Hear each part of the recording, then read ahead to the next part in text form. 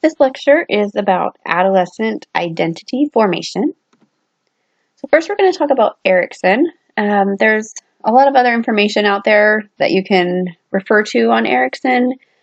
So I'm just going to go over briefly kind of what his ideas were. So basically Erikson said that every stage of life we're going through some sort of crisis. And crisis isn't like a bad thing. It doesn't mean that something bad has happened. It just means you're working through something. So as you can see here, there's all these different stages, and based on kind of what age you are is what you're working on. So when you're an infant, you're working on gaining trust. And then in middle childhood, you're working on industry, which is, kind of learning how to do things and being good at things. And then the one we want to focus on for adolescence is the identity versus role confusion. So during this adolescent stage, the adolescent is trying to figure out, who am I? What makes me me? Different personality traits, kind of just really, that struggle for some self-image, some self-esteem, even like just trying to figure out, who am I and what do I believe in and what things do I like and what direction am I going, things like that. So that's the crisis that's going on. It's just a conflict between kind of two opposing sides. The identity being strong and knowing who you are versus role confusion would be kind of floundering and not knowing what direction you're going, not knowing what you believe in, things like that. And then we'll look at James Marsh's 4 different types of identity achievement. So the across the top is exploration. So that would be that idea of crisis of these two opposing forces. Am I really trying to figure out my identity? When we take like vocational identity, for example, is like looking for, trying to figure out what you want to be as your job or your career. So when the exploration is high, I'm looking at lots of different options. Maybe I'm taking classes, I'm going to see a career counselor, things like that. Where exploration is low is they're not really doing any of those things to try to figure it out. So where we ultimately want to end up is in the top right there in the blue is identity achievement. So I've thought about all my options. I've tried a lot of different things, and I'm secure in what I'm going to be or what I'm going to do. And this is not just necessarily for career. This could be religion or politics or any of the different kinds of things that adolescents are trying to figure out their identity with. So identity achievement is the best one. That's when the exploration has been high and then the commitment is high in deciding. And then you've got foreclosure. So foreclosure would be they've made a commitment. So commitment is high on that one, but the exploration is low. So they decide what they're going to do or be without really thinking about it. So this would be like when, say there's a family business and there always has been the expectation that the son is going to take over the family business, and it's just, there's really no other option. They don't need to explore different college majors or careers or anything like that because they know they're going to go work in the family business. So it's not necessarily the worst place to be, but it definitely doesn't allow for any of that kind of exploration, trying to figure out, is that really what you want? Is that really what makes you happy? So you kind of decide too early on what your identity is going to be. Okay, and so then we've got on the bottom down here where commitment is low. So you haven't decided what you're going to do at this point. So when exploration is high, you've got the yellow, and that's moratorium. So exploration is high, but commitment is low. So you don't know what you're going to be yet or what you're going to do yet, but you're definitely thinking about it. So moratorium is great because this is when you're trying out all your different options. And college is actually a great example of moratorium because you can try lots of different classes, you can join lots of different clubs or groups, you can really explore a lot of different things. I mean, most people change their major at least once or twice during college. It's that idea of like, I'm going to take a class and see if I like it. And if I don't, I can try something else.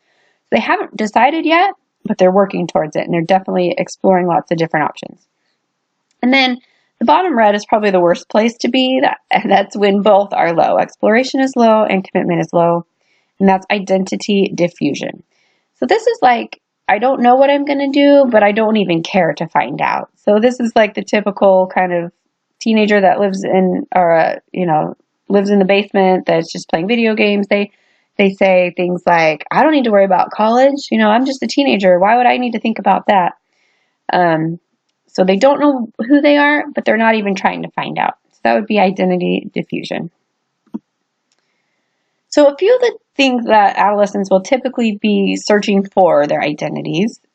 Vocational is kind of what we've been talking about. This would be things like your major in college, or whether if you're even going to go to college, or trying out different jobs, different career paths. Then religious, obviously, is, trying to solidify those beliefs of maybe what church you're going to go to, if you're even going to go to church at all. What do you really believe? A lot of people kind of have traditions handed down from their parents, and then during the adolescent time is when they're really exploring, like, is this really what I believe? Is this really for me, or am I just doing it to make my parents happy? So a lot of religious exploration, a lot of teenagers go through that stage of trying to figure out what they believe religiously, spiritually. And we've got political, same type of idea as the religious one. Is they've probably grown up with some political ideology in their home and their family, and they're just trying to decide, okay, is this really how I feel politically? They're exploring different views. You'll see different news stories, and maybe the teenager starts to challenge their parents on, hey, well, why are you voting for that person? I don't agree with that, and so start to get some of their own political identity rather than just going based off of whatever their parents have told them. And then sexual identity, these would be things like sexual orientation, gender roles, gender identity, things like that. It's very, very common to go through these kind of questioning phases during adolescence. And also their ethnic identity. This would be things like dealing with racism, kind of what cultures they want to adopt, like what traditions from their ethnic cultures that their family has passed down, or just trying to identify with their race and their heritage as far as ethnicity goes. And then finally, some things that help to solidify your sense of identity, some things that increase that, and then also some things that can decrease your sense of identity during adolescence. So first, we'll talk about the things that help to increase and solidify your sense of identity. Obviously, having success is, anytime that you are good at something, you're going to feel good about yourself. And then that really helps to solidify that identity as like, wow, I was really good at that. And so that kind of helps you realize like, hey, that's something that I enjoy. That's part of who I am. So if the kid is like, I don't know, really good at academics and they make some kind of honor roll or something like that, success is going to boost them to say, wow, yeah, that really is me. I'm a smart person. And so they start to identify in that way within themselves and their identity. Being athletic is another one. If you play a sport and you kind of have a group that you're with, and people ask you like, oh, what are you interested in? What do you do? And that's a really common one for a teenager to be able to say like, oh, I play volleyball and I love volleyball and that's a huge part of my life. That really helps them to kind of figure out who they are, who their people are, what they're good at. When we look at parenting, once again, we're going to talk about authoritative parenting, and we're going to see that over and over again throughout the semester. Having authoritative parents really helps a teenager to gain the sense of identity because they're not overly controlling. So they kind of give the teenager some independence to be able to make their own decisions, but they do set high expectations. So it's not like they're just letting them do whatever. And then they're super high on the emotional closeness and the warmth, which is exactly what a teenager needs when they're trying out different things. They know that there's a safe place to come to at the end of the day when people are going to love and accept them. And the last one there is, being close to your parents. And that goes right along with the authoritative style, is that they have that bond, they have that trust, that warm relationship. And that really helps give them the confidence to be able to try new things, to be able to form their identity. So some things that can kind of decrease sense of identity, kind of give a little bit of a shaky foundation of not able to figure out who I am or what I believe in. Having a low socioeconomic status. So as we've talked about before, poverty really has negative effects on a lot of different aspects, physical, mental, emotional. But this is one where we see the kids that are growing up in poverty have a really hard time figuring out these different identity types. Middle school is rough on pretty much everyone. it's just a hard time. They're transitioning from elementary school where they're kind of treated as a little kid, and then they're given more independence, new responsibilities. They have a whole different structure. There's not as close of a relationship with the teachers. And it's just the age itself is, everyone's going through puberty and there's all these hormonal changes, and it just kind of throws everybody for a loop. So middle school is hard on everyone, regardless of what your background is. Having authoritarian or permissive parents. So this would just be the opposite of what I was just saying about the authoritative parents. When you have authoritarian parents that are constantly controlling and very strict and won't give any opportunity for freedom or independence or to make choices, that affects their ability to be able to figure out who they are. If they never have a chance to make a decision for themselves, that's going to be pretty hard for them to figure out what things they like or don't like. And then permissive parenting is that they don't have the expectation, the structure, that the kids kind of just do whatever. So if, Johnny's down in the basement playing video games for 8 hours a day, nobody's going to question him or ask like, hey, what did you get on your test? Or, hey, have you sent in that college application? Or, things like that. They have way too much freedom, and a lot of times they don't even think about the future, because they're just, the world is whatever they want it to be. They get whatever they want.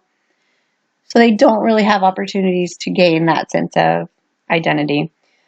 Another one is peer rejection, moving, and we've also got academic failure. So when kids are not doing well in school, or they don't have friends, or they're moving from place to place, it just makes it harder because they don't have that stable ground. When they don't do well in school, they're going to feel bad about themselves. They're going to question, like, what am I good at? Why, what am I doing here? They don't have a good group of friends, or they're bullied or something like that. That's really going to also affect their sense of self. And then moving from place to place, obviously, because all of that transition causes stress, and they kind of have to start over every time. So those are a few things. If you have a teenager that's going through this identity crisis, which they all do, just some ideas on how you can kind of help them gain that sense of identity.